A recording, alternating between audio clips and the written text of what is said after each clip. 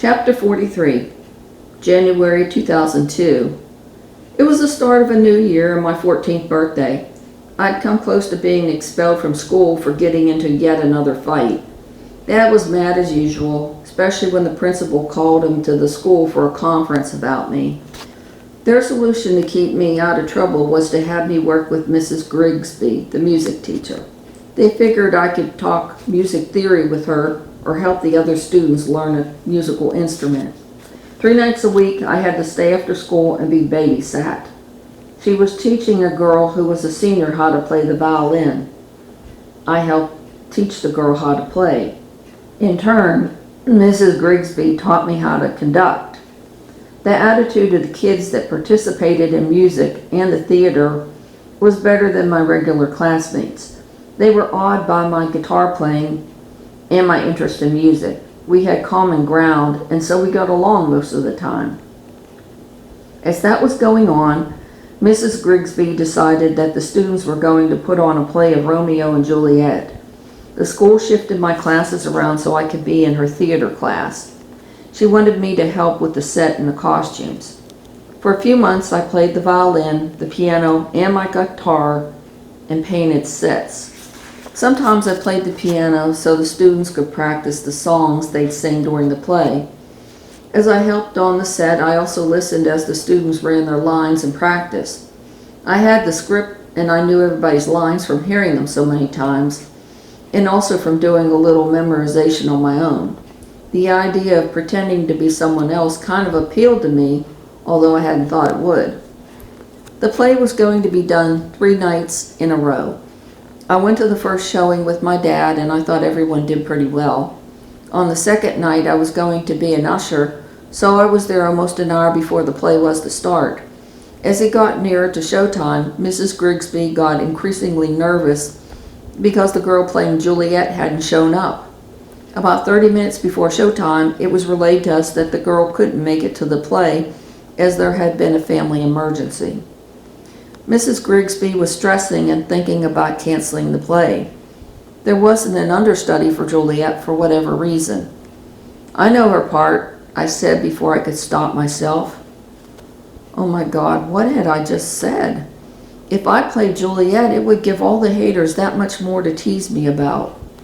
At least I really didn't have to kiss Romeo. It was supposed to be a pretend kiss. She stared at me for a moment, taking that into consideration. "Can you play her part? I'm asking you seriously." "Oh yeah," I agreed. I was an impromptu kid, and if I couldn't do something, I'd just fake it. She studied me for a moment, wondering any number of things.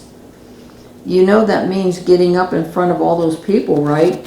If you flub a line, you can't just stop." "Yeah, I know. I can do it, though."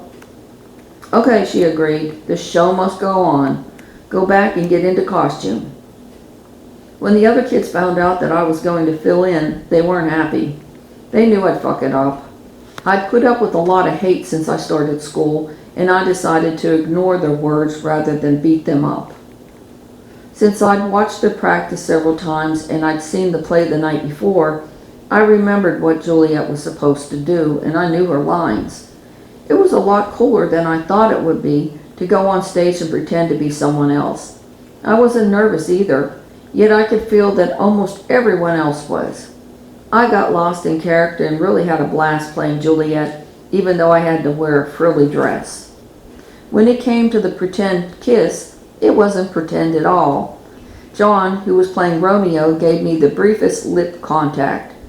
It surprised me, and I paused, almost forgetting my lines. Then I blinked back to reality and continued on. I heard several snickers and comments, both from backstage and the crowd, but I ignored the dumbasses. There was a lot of clapping when the play was over, and a few people even talked to me about the great job I'd done playing Juliet. "Oh yeah, it was pretty cool," I agreed. "You really did an excellent job," Mrs. Grigsby told me, "especially for not having practiced the part. I hope you can do it again tomorrow night. I really think you can make something of yourself in the theater or in music." "You were super cool as Juliet," a voice said from behind me. I knew that irritating voice. It belonged to Alan, the little kid that continued to lust after me. I turned around ready to blast him into the next year, but saw that his parents were walking up behind him. "Oh, hi," I said instead.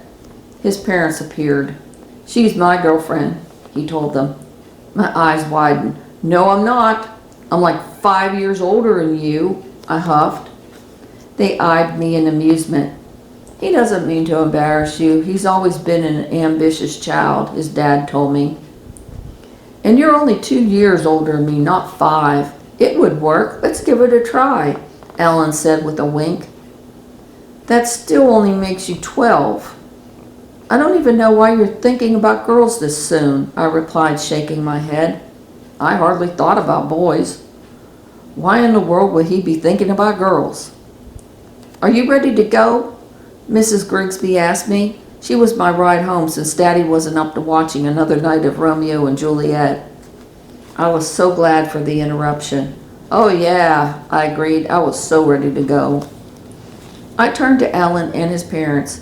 "It was nice meeting you. I gotta go now." "Dream about me," Alan called as we parted company. Oh my God, not in a million years. As I headed upstairs to bed that night, I told my dad as an afterthought, "Hey Dad, I played Juliet tonight in a play. I get to be Juliet tomorrow too. Good night." "What did you say?" he yelled after me. "I said I played Juliet tonight since Amber didn't show up. I'm doing it again tomorrow." Now he was up in my room. "You played the lead role in a play? Is that what I heard you say?" he asked in surprise. Yeah. "But you were only helping Mrs. Grigsby with the set. You never practiced the role." I nodded and yawned widely. In my life, shit just kind of happens. He shook his head in wonder. "I don't know why anything you say surprises me anymore. Why didn't you call me to see you perform?" I never thought about it. It's no big deal." "You really drive me to drinking sometimes, Pumpkin, I swear to God," he answered. Yeah, I guess that I was an acquired taste. But he got the chance to see me as Juliet the next night.